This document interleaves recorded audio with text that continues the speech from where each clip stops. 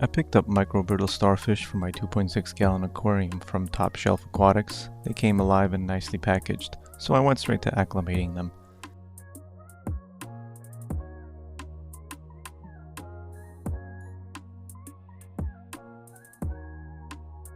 These adorable guys are the underappreciated heroes of the cleanup crew.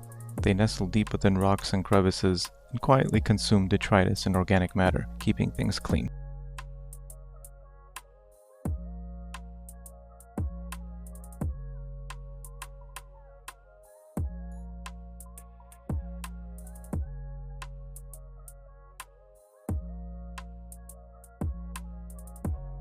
These stars have a lifespan of a few years and reproduce naturally in established tanks.